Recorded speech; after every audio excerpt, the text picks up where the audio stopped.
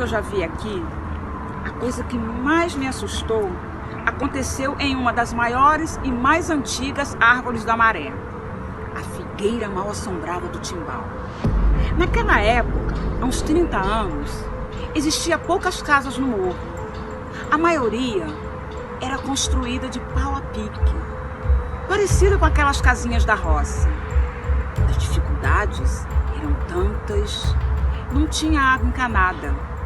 Para se conseguir uma lata de água, tínhamos que descer até o bicão, uma espécie de cano que trazia água lá da Avenida Brasil até a Baixa do Sapateiro.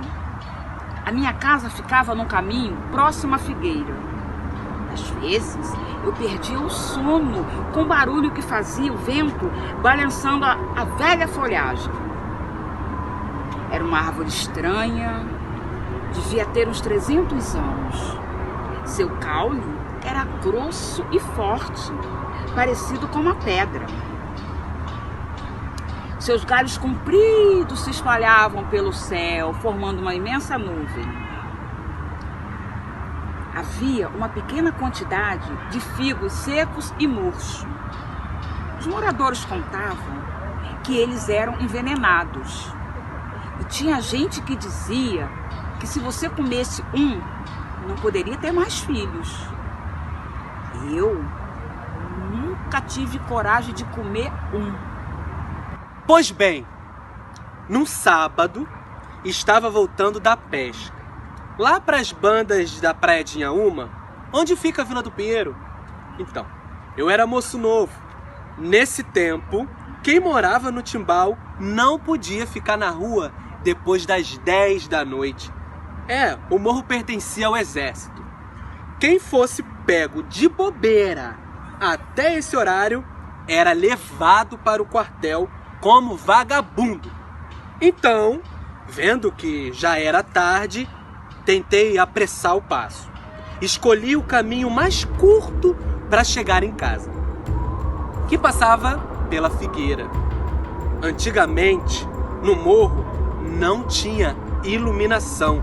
E quando a noite caía, era preciso ter cuidado para andar em meio à escuridão. O tempo estava ficando esquisito, fazia frio e uma mancha cinzenta de nuvem cobria o céu. Parecia que ia cair um pé d'água. O vento começou a ficar mais forte, sacudindo as árvores e de repente, de longe, eu vi a figueira. No escuro, parecia uma grande sombra que formava uma estranha silhueta deformada.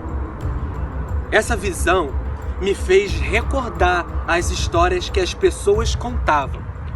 Chegando perto da velha árvore, ouvi um alvoroço.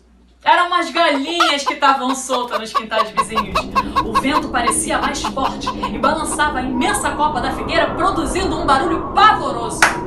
Aí notei um vai e vem de morcegos que moravam num buraco oco do tronco. Lembrei de uma história que a minha avó contava de um morcego grande, branco, que costumava fazer ronda nas noites de lua cheia pela figueira. E daí eu comecei a pensar, né? O que eu tava fazendo ali naquela hora? Daí, na pressa, eu meti meu pé num galho seco e machuquei. Enfim, me deparei com a figueira. Foi aí que vi a coisa mais assustadora de toda a minha vida. Ainda hoje me lembro.